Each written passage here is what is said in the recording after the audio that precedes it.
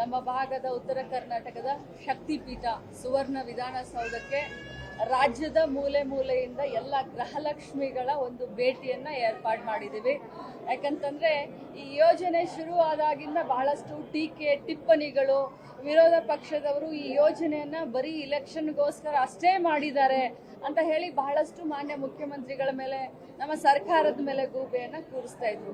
ಆದ್ರೆ ಗೃಹಲಕ್ಷ್ಮಿ ಯೋಜನೆ ಏನು ಸಿದ್ದರಾಮಯ್ಯ ಸಾಹೇಬರ ಕನಸಿನ ಕೂಸು, ಡಿ.ಕೆ. ಶಿವಕುಮಾರ್ ಸರ್ ಒಂದು ಕನಸಿನ ಕೂಸಾಗಿತ್ತು. ಈ ಗೃಹಲಕ್ಷ್ಮಿಯ ಯೋಜನೆಯಿಂದ ರಾಜ್ಯದ ಮೂಲೆ ಮೂಲೆಯಿಂದ ಇವತ್ತು ಇಲ್ಲಿನೂ ನಿಂತ್ಕೊಂಡಿದ್ದಾರೆ, ಅಲ್ಲಿ ನೋಡ್ಬೋದು, ಅಲ್ಲೇನೂ ನಿಂತ್ಕೊಂಡಿದ್ದಾರೆ. ಅವ್ರಿಗೂ ಕೂಡ ಗೃಹಲಕ್ಷ್ಮಿಯ ಲಾಭ ಆಗಿದೆ.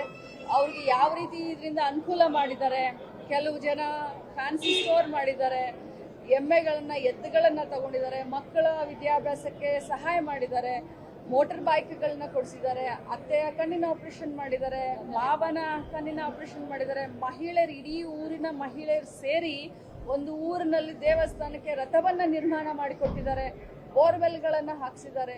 ಸೊ ಈ ಎಲ್ಲ ಮಹಿಳೆಯರನ್ನ ಇವತ್ತು ಮಾನ್ಯ ಮುಖ್ಯಮಂತ್ರಿಗಳು ಮತ್ತು ಉಪಮುಖ್ಯಮಂತ್ರಿಗಳ ಜೊತೆಯಲ್ಲಿ ಸಂವಾದ ಕಾರ್ಯಕ್ರಮ ಮಾಡಿಸೋದಕ್ಕೆ ಮತ್ತು ವಿಶೇಷವಾಗಿ ನಮ್ಮ ಇಲಾಖೆ ಮಹಿಳಾ ಮಕ್ಕಳ ಕಲ್ಯಾಣ ಇಲಾಖೆಯ ಕೆಲಸ ಯಾವ ರೀತಿ ಇರುತ್ತೆ, ಈ ಯೋಜನೆಯ ಅನುಷ್ಠಾನ ಹೇಗಿರುತ್ತೆ, ಇಲಾಖೆಯ ಅಧಿಕಾರಿಗಳ ಜೊತೆ ಒಂದು ಸಂವಾದ ಕಾರ್ಯಕ್ರಮವನ್ನು ಕೂಡ ನಾವು ಮಾಡ್ತಾ ಇದ್ದೀವಿ. ಜೊತೆಯಲ್ಲಿ ಟ್ರಾನ್ಸ್ಜೆಂಡರ್ಸ್, ಈ ಸಮಾಜದಲ್ಲಿ ದಮನಿತರು, ಧ್ವನಿ ಇಲ್ಲದಂತವರು ಅಂತ ಬಹಳಷ್ಟು ಟೀಕೆ ಟಿಪ್ಪಣಿ ಇರ್ತಾ ಇತ್ತು. ಆದ್ರೆ ಇವತ್ತು ಗೃಹಲಕ್ಷ್ಮಿಯ ಯೋಜನೆಯನ್ನ ಟ್ರಾನ್ಸ್ಜೆಂಡರ್ಸ್ ಕೂಡ ಈ ತಿಂಗಳದಿಂದ ನಾವು ಕೊಡ್ತಾ ಇದ್ದೀವಿ. ಅವರು ಕೂಡ ಅವ್ರನ್ನೆಲ್ಲರನ್ನೂ ಕೂಡ ಇವತ್ತು ಕಲಾಪದ ವೀಕ್ಷಣೆಗೂ ಕರ್ಕೊಂಡು ಹೋಗ್ತಾ ಇದ್ದೀನಿ. ಮುಖ್ಯಮಂತ್ರಿಗಳು ಉಪಮುಖ್ಯಮಂತ್ರಿಗಳ ಜೊತೆ ಸಂವಾದ ಕಾರ್ಯಕ್ರಮ ಕೂಡ ಏರ್ಪಾಡು ಮಾಡಿದ್ರು.